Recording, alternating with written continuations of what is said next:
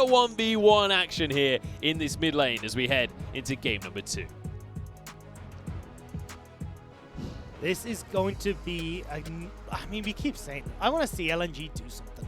I want to say it's a test for them, but so far they've been failing pretty miserably at it. And this is where I want to look at this series and go, okay, we've seen improvements in the offseason. We've seen something happen, but swapping up Iwandi and coming in with Shenlong hasn't really offered that a new voice, hasn't brought in that new experience that I was hoping for that could really shake LNG up. Now, though, in game number 2, maybe we'll see a little bit more of an impact, because Stake is definitely someone as a coach who can try and get these guys rallied up and get them excited about having an early game as part of the repertoire. XX as well with this Nidalee can do a lot of work to just control the map when it comes to taking these camps, when it comes to being in charge of the objectives as well.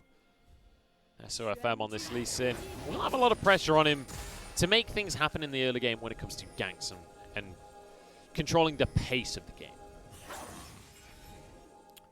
Both junglers will be starting on the bottom side of the map, so we'll be trying to enact their game plan towards that top side. It'll be interesting to see if we are going to get XX out to try and put pressure into the Lee Sin on the top side of the jungle, because with the way that this top lane matchup works, Renekton does have the push. Once he hits that level 3, he then gets control of this lane. Wukong, just because of the passive and not having access as easily for Shenlong to stack up the Conquer, he loses level 1 till 2. So I think once you have this early lane push from Shenlong, then we can see XX getting aggressive and play into the enemy jungle on this top side. One of the big things I'm curious about is whether or not we can get some consistent play coming out from Shenlong. Obviously, it looked great in game number 1. But let's just remember, this is the guy replacing Flandre, who is the franchise player for the side of LNG. He's been with them since he was on SUNING Esports, all the way back in 2015 when they joined the LPL. Him not being the starter for this squad is a big deal for the side of LNG.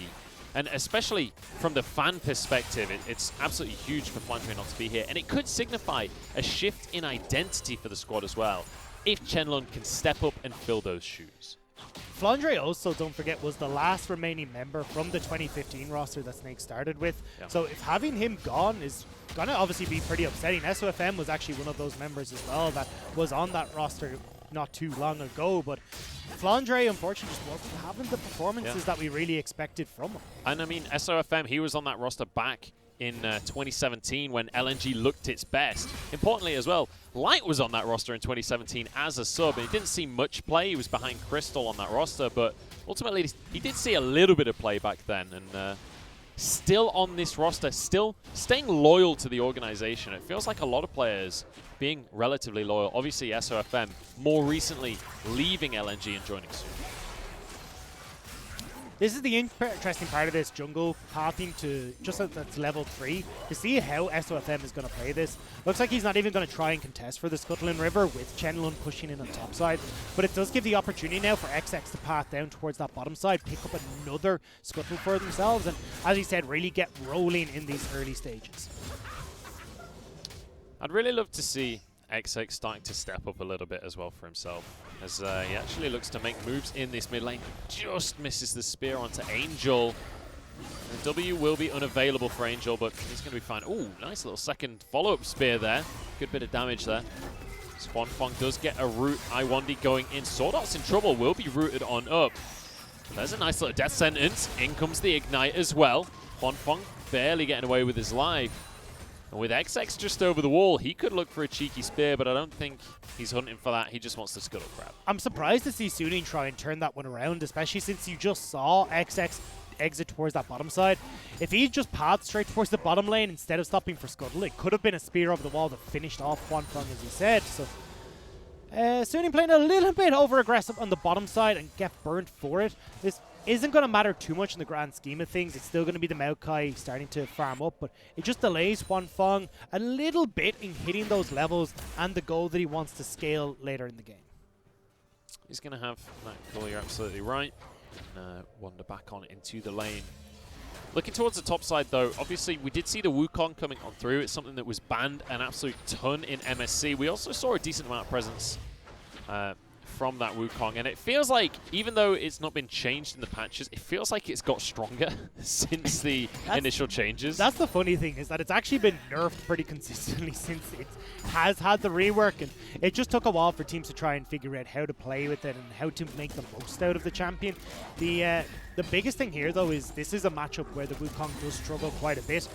The damage that can come out so quickly with the stun as well from Renekton means that you don't get the opportunities, the Wukong, to get multiple stacks of your passive. The way you stack that passive is through basic attacks and abilities. So stun, the trade pattern from Shenlong on this Renekton means it's super difficult for you to actually enact enough of that armor stacking and the regen that comes from the Stone Skin passive to try and ease out this matchup.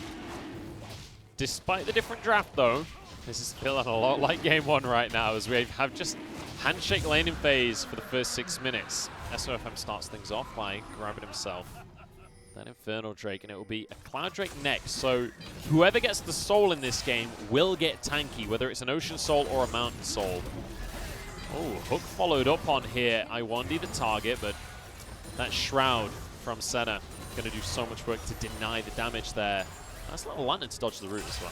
Looking at Light as well, we're actually seeing the new Senna build in this game. So we're getting all the new AD carry builds. This is the Grasp of the Undying rather than going straight in towards the...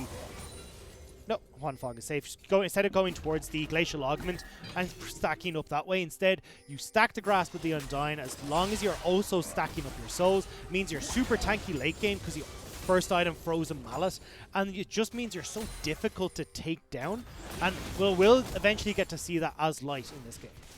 And you do still do a heap of damage as Senna, because so much of your damage comes from your passive anyway, that you're still going to be incredibly effective, and you still have that obnoxious auto attack range available to you. So nice little play here from LNG to move on in, steal themselves a blue buff away, and just return to their lanes here. And this is exactly what XX needs to be trying to do, is play towards where he's either got pushing lanes or where his lanes are strongest, so we can steal away a few of these camps. He does have a slight level advantage, even though it's not being visible right now because of the scuttle that he picked up over SOFM earlier, now picking up the blue buff as well. But SOFM is trying to answer on that top side by sneaking into the jungle. Oh, I've just noticed as well, you can obviously proc the Grasp with your Q as well. The Piercing Dart goes all the way through the minions. If you can hit them, it does apply on-hit effect. So it's actually really, really easy, especially with a blue buff, for Light to stack that Grasp real quick. SOFM now making his presence known on the top side, which is going to put some manners in Shenlong really quickly as he decides to back away. And this is pretty nice, has been, because one of the big issues with Wukong is you don't really have wave clear underneath the tower. So if you've got Shenlong just sitting on top of it, he can just constantly proc his Q, deal your damage while you're trying to clear out these minions. But not going to have that opportunity now as SOFM pushing him back. If you want to make a name for yourself, you could certainly do the MF thing and just ult the wave onto tower. True. I don't know if it's a good play, but it's a play that is available. It's in the book, you know, so... Yeah. I'm just it's saying. in the crossed out section of did not make. Yeah. Look, hey, he's listened to you though, and he's bought himself a Tiamat. So there you go. There's your wave cleared, actor. Jobs are good in. Definitely needed to try and push out these waves. And this means that, look, when we start to, again, look across the board, yes, SUNING are kind of taking this nice and easy, but they are falling behind due to the lane matchups. So Renekton's got one for himself in the top lane, Maple as well, picking up the CS advantage. And it's meaning that LNG are able to put some pressure down and get this Rift out. Nice stuff from LNG here. XX going to be the one to grab the Herald in the end. And he's still got, what, 5 minutes to place that in a lane and decide who's going to give that gold to. Looks like it might be straight up towards this top lane. And you know what? Getting that gold onto the Renekton, I can get behind that idea. There's also the opportunity here when these minions are cleared out to go and look for the kill, but iWandy. Hook in the bottom lane. iWandy jumps to the minion wave. Very nicely done by him to survive the engage from Sword Art and from Juan Fong. That's just going to be Sword Art's ult used. It's going to be both ults used, in fact, just to force him out of lane. LNG will be able to walk away. They're still able to heal up, though. This is the beauty of this lane. The passive from Maokai, the Piercing Dart from Senna as well, just means that you're nigh on impossible to push out a lane. On top side, though, XX wasn't able to find the play that he wanted to, so instead it's Bin who's actually possibly able to get a turret play for himself just off of the recall here from Shenlong. And the really frustrating thing for the side of Hotfuck as well. Hang on. Got a bit of a play in the top lane. Bin's going aggressive. Does pop the second proc of his ultimate there. As I didn't quite see the first half of that fight, but... Either way, Bin's happy. He's just picked up 2 plates for himself. I thought it was only going to be a single one that he got, but that's a bunch of extra gold popped into the monkey. XX is here. They're happy to go for this fight. Wanfong gets a route onto I1D. Nothing comes of it. I'm surprised. I just want to see a fight, Dagda. I know, They keep pretending they're going to fight, and then they don't fight. Look, they're just trying to bait you in. This is now officially the LC. This is all that happens. They just talk about low states and how eventually people will scale to name where the they want to Gromps fight. and whatnot. Yeah. I don't know. I don't know if I'm creative enough to name Gromps. The Gromp is definitely in Lucinda. Huh? A Lucinda. Lucinda? Lucinda. I don't know. I'm just... The most creative I've ever got is calling the Krugs the Stone Bros, and I didn't even Well, make your that name up. is Joe. I mean, you're not exactly been named to be the most creative person on the planet. It's literally average Joe. I didn't realize that your name defined your entire identity. Yeah, according to the internet it does. I've seen several pages that define what Joe and Let's Rob get mean. back to the game, though, because that's the second dragon.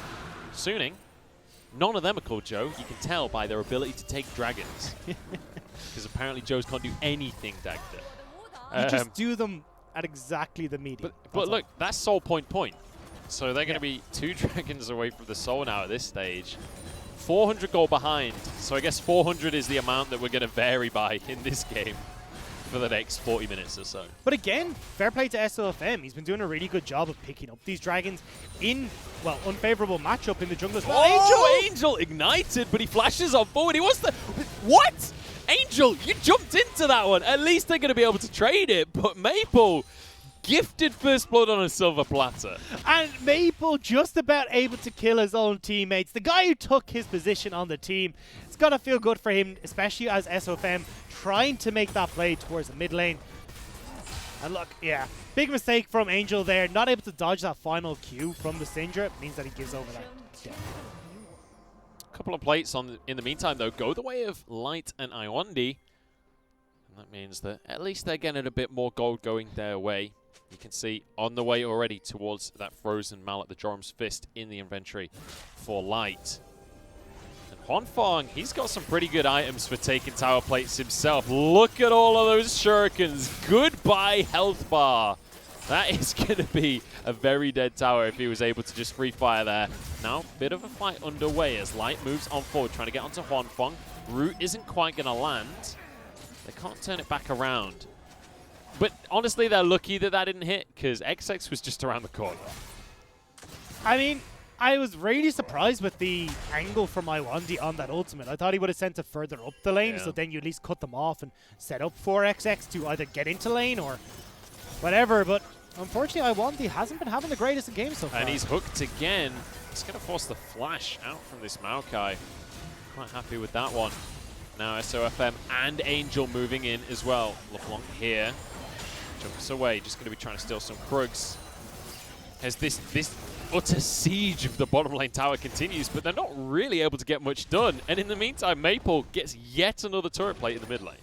We do have Bin pushing in that top lane though, so with Shenlong's roam down to help Maple with that push in the mid, he will lose a bit of CS in top, but when all is said and done, that turret plating going over to Maple could mean a heck of a lot more in the grand scheme of things. This honestly feels like LNG are finding small advantages here in the early game. Bear in mind, they're going to scale pretty well as well, but when it comes to the team fights, that's really where things like this Wukong will come into their own. But ultimately, when it comes to the junglers, Lee Sin is notorious for falling off a cliff later on in the game. You say that, but you've also still got Wanfeng and the Cephalios who will outscale when it comes to the, well, AD carry of LNG, and of course I1D on this Maokai. Yes, you get nice and tanky, yes, you get a bunch of gold in, but it's still not quite the same as having something like the Cephalios on your team. You're relying more on the extra damage coming from the rest of the squad. So honestly, when it comes to scaling, I give it to SUNING, which is why we're seeing such a passive performance coming out from SUNING so far. Very similar, as you pointed out, to game number 1, where they are just waiting for items to come in before they try and kick things off. It's LNG who are under pressure to try and make things happen, and we've seen little inklings of it, but not really anything that's mounted to a serious gold lead. just yet, at least. Well, Dragon will be spawning in a minute and 20, so maybe that'll be... Fancy feed. That was a little bit close for Angel, but he gets away with it, so very nicely done with the distortions. And obviously Mimic, such a short cooldown at this point in the game, but look at the difference in gold between our mid laners here. Because Maple is feeling really strong. About 700 ahead of Angel. We got 4 of those turret plates, so that's pretty much where all of that is stemmed from. Yeah, you got the kill as well, which is helping, but Maple has been silently but surely getting enough gold in the mid lane. Now you've got this Rift Herald coming as well, and with how low the mid lane turret is, I think it'd be a mistake from LNG to try and use it there, unless they're trying to bait out Suning to protect this mid lane turret while they turn over towards the Dragon in 30 seconds. I love how Iwandi just literally walks past SOFM and Sword Art, and they know that that is not the target to start a fight on. They know the rest of this LNG squad would fall onto them. And now dropping a Herald in this mid lane, just trying to get a bit of damage down before it charges. They get the tower. Yeah. They could potentially threaten an inhib right now because Huanfeng is nowhere near. Neither is Bin. They're not going to make the play, though. Watch the positioning from SOFM and from Huanfeng here, though. As you have LNG moving in to try and take this Dragon, there is the opportunity for SOFM, having snuck in here unknown, to try and pick off the likes of Light or Maple on this play. Or the Dragon itself, we'll have to find out. Does have the kick available. He'll be spotted by that trap as it went down, I think. Dodges the route. Dragon's already dropped. LNG now try. Oh, the burst out of Aphelios and Wukong. In they go. The AoE is huge. Suning all over that fight. Now onto Iwandi, but everything misses, and that means that the Tiger Tree will growl another day. Suning will move in towards this mid lane, though, and pick up this mid lane turret. Actually putting a lot of pressure down towards this bottom side as well with SOFM and Bin. The engage there was beautiful, though, from Suning. Again, the second they figure out how they want to approach these fights, when they've got some of these items completed, like the Luden's Echo and the Infinity Edge for Huanfeng, they're happy to take these fights. And coordination on point there. Yes, just like the whole team jumps in together at the exact same moment. I mean, let's just take another look. So they see the teleport coming in from Bin, which is what prompts that quick trap over the wall to spot out SOFM. But you're too late. You're already in the pitch. You're already grouped up. You try and walk out of there as Light and as Maple. You're into the waiting hands of Sword Art. You stay in the pit. You're getting caught out by Bin. It's a no-win situation for LNG. And Suning don't mind giving over one Dragon. They've managed to get kills, towers, and so much more map pressure out of that one play. And that is the perfect fight if you're playing the Aphelios. Obviously, we saw Iwandi throw his ultimate northwards in the fight, which meant that Huanfeng was completely safe over towards the right. Throws his Moonlight Vigil, it just explodes onto everyone. I like the Sword Art has opted for the Shirelia's build as well in the Thresh. Gives you a lot of follow-up with the engage that's coming through, and a run away if you get in trouble. Yeah, a little bit aggressive from SOFM, but there's a Lantern there. He's low. Huanfeng is going to be able to trade back, keep him safe there. And I can't believe that they just got away with that one, especially with the TP from Chenlong being used as well. The strength of Shirelli is you get a 40% movement speed buff, and it's so good in, as we were about to say, getting in, but if you need to get out, not only as the Lee Sin do you get that extra speed, but also provides much more distance for Sword Art to cover with the Lantern, so it's very difficult for you to follow up. TP wasted there by Chenlong, and LNG are left empty-handed. And we're seeing a different Chenlong here when he's on this Renekton, when he's not on one of these comfort champions that we mentioned, like Vladimir, like the Jace. Suddenly, it's not quite as convincing of a performance. The teleport, not really what we needed to see here. He's falling behind when it comes to the gold as well in this top lane. Trinity Force for Bin here as well. Like, this is pretty much him saying, hey, look, I am going to go all in on either being a massive backline threat in these team fights, but also gives him the option to split push against this Renekton, which I really like, because Bin has been pretty good at joining with the team so far when they're needed at some of these objectives, but just forcing Chenlong to fight against them when the Renekton's a level down. He's also now starting to fall off in this matchup, means that Suning now have further options that they can look to exploit. Honestly, the thing I'm most excited for Suning here is just this team is clearly on the same page, which is something that when we look at the middle of the table teams in the LPL, quite often one of the biggest issues is they've got some good players, but they're just not really on the same page, not singing from the same hymn sheet. if there's anything to take away from this series so far from SUNING, it's that they are completely on the same page. They're making these plays as a unit. And that's looking fantastic when you consider they finished Spring 7-9. They were so close to that 8-8 mark that they needed to try and make playoffs. And I think, realistically, with how much SUNING grew over the course of the Spring Split, that if we see this growth continue in summer, they should be able to push towards those upper echelons, try and force themselves into towards playoffs contention. That would be such a big boon for SUNING. SUNING for Worlds 2020 confirmed. Here we go, big fight on our hands. Dawning Shadow, but there is... What? Swordart got the kill, must have been Ignite. It's going to be 1-for-1 here. Support for carry, though. This goes the way of LNG. Maybe not SUNING for Worlds after all. I mean, look, either way, SUNING is still a team that for the last 3 years has not made it to playoffs in spring and has made it to playoffs in summer. So they are going to be looking to try and keep that streak going. One death onto Huanfeng is not going to deter them too much, but with the Dragon up in 30 seconds, that's going to give complete control of the area over to LNG. I wonder, I mean, he's on Maokai. He's happy to be the target. I was really surprised actually that hit Huanfeng. It looked like he was standing behind Swordart and SOFM. Maybe SOFM just word hopping a little bit too soon meant that it clipped onto Huanfeng. He does end up going down. It's not the best of times. And LNG now potentially picking up their second Ocean Dragon. This will be a big pickup for LNG. Bear in mind, Huanfeng is back though. His Moonlight Vigil's on cooldown, so they don't have the same AoE burst that they had in the last Dragon fight. Bin trying to make his way in though, will have Cyclone available. SOFM arrives.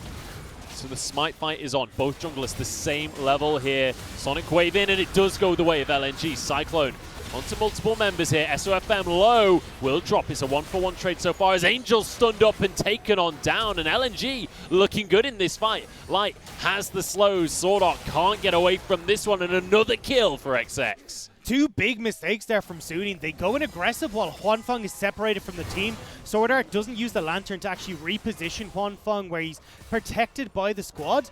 And as well, it's been flashing over to try and finish the kill on Chenlong. He was needed in the pit to support what was there from SUNING. And now LNG get the Dragon. They get some kills for themselves. We'll have to see if they can turn it into a little bit more gold with some of these towers on the bottom side. And that's 2 Dragons in a row now that LNG have got from themselves. The first one, they got the Dragon but lost the fight. This time, they get both. And look at where Huanfeng is right now. He is completely zoned out of this fight. Swordart is able to move a little bit over towards it, but by the time the two of them get here, everything's over. Everyone's dead.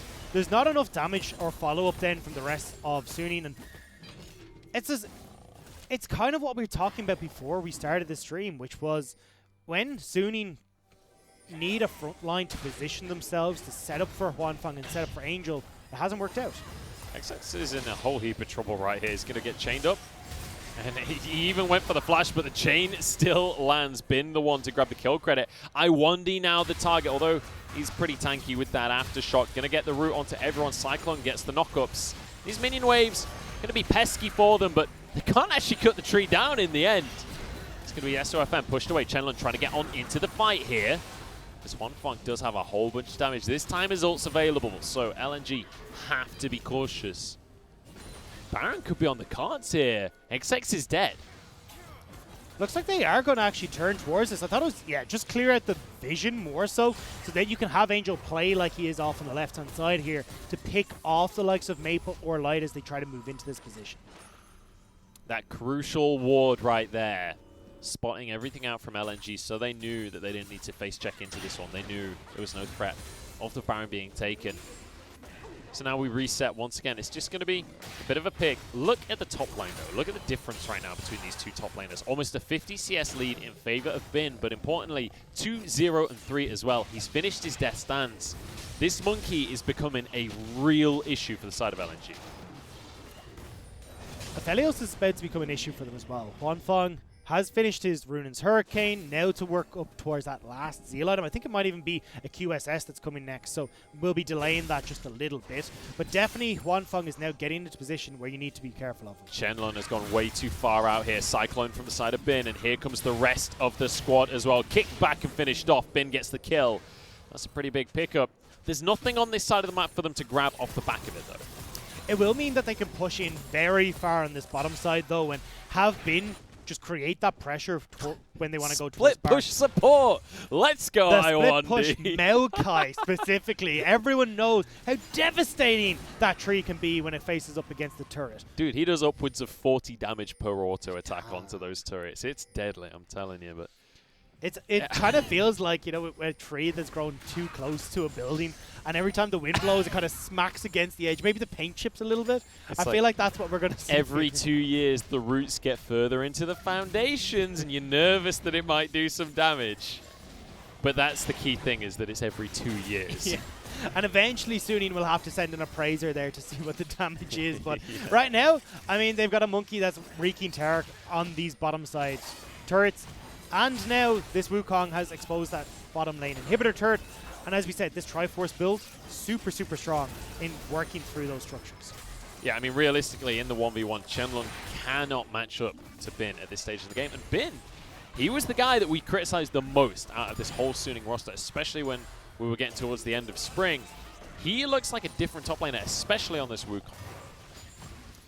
Getting advantages for himself, being able to get some of these solo kills, it's been looking pretty good for Bin. We'll have to see now how he's able to try and finish this game out, if he can play as effectively around just a split push into team fights. With this dragon about to spawn in 30 seconds ago, you can see SUNING are making a beeline towards this river to try and get themselves in a position to fight against LNG. So if I'm moving towards the bottom side of the map here, Drake spawning in just 15 seconds. And you can tell SUNING, they really, really want this one. They can't afford to let a third ocean go. The Cyclone's in, as is the Moonlight Vigil. Dawning Shadow across everyone. There's ultimates galore, but not much happens. There's a nice kick onto XX, and SOFM finds himself a 1v1 in the fight. I1D, twisted advance to get on out of there. And now onto the Dragon for SUNING. And this will put them onto Soul Point. Finally been able to pick up one of these Ocean Dragons. It's been a long time since they've seen one of these, but eventually it will go the way of SUNING. And now again, you've gotten, okay, controlling this bottom side. XX is down for 20 seconds. They can look to put pressure on towards this Baron while they wait for Bin's TP to come up. Just clearing away the mid wave, and then moving over towards that Baron pit. Clear out the vision, make sure that they're in complete control. It is LNG, though, in these fights, taking way too many steps forward. Maple ends up getting caught out at the start of that, which caused a lot of these issues, especially when they saw SOFM in their own jungle. They needed to be able to back away and play it safe. Look for the poke from XX. He used Slice and Dice. That means he's in trouble. Cyclone's just come back on up as well. There's nowhere to run, and there's an easy 1v1 for Bin. SUNING just needs to go straight towards Baron. You now put pressure where, okay, either Light, as it looks like, is going to put pressure on this bottom side, or you just get the Baron, but they're not going to do anything with that kill. Everyone's backing. Well, they can. There's 30 seconds on Chenlong, so they can recall, have Wukong there as well, and still force the play. Bear in mind, Cyclone about halfway on cooldown right now, but actually, I don't think they're just not interested. Not about the Baron, Dagda. Not about the Baron. To be fair, it would still be a bit of a coin flip to try and force the play here. XX is still alive. There's no significant smite advantage. Well, I don't think you even try and go for the Baron. It's just about putting pressure there. It means, again, you're in this 3, well, it would be, what, 2 then? 3 then over at the Baron, and 4 there for SUNING, so they can just turn and make the play. Now, though, Chenlong has respawned, and now they're going for the Baron. This is not the way this is supposed to go. Well, they do have been pressuring in this mid lane, just trying to clear the waves away. I think they were waiting for Cyclone to come back off cooldown, basically. Because Bin is here now with his ultimate available. Should this fight kick off, you want Bin to be there wreaking havoc. He's got a Spirit Visage as well. He is one tanky monkey. In they go for the fight. Sword Art goes golden, and another massive Cyclone. Moonlight Vigil as well. Everyone's gone golden on LNG, but while you're golden, you're doing no damage. SOFM kicks back Chenlong, forces him away as he gets the 1v1 on Light, and it's an easy fight for SUNING. They will be able to push in through this mid lane. I'm actually surprised that they haven't turned back towards Baron to get him a little boost. But with 30 seconds left, I think you might just be able to end the game. They can just tank the towers themselves, just protect the minions as they charge up towards this mid lane. 20 seconds on death timers still, and I think they're going to have the damage to do it. Bear in mind, there's an Aphelios right there, and he's got himself some items. SUNING are going to do this one. A 30-minute win for game number 2 here, and win out their first series of the LPL 2-0 over LNG. SUNING managed to pick up their victory to start off the LPL.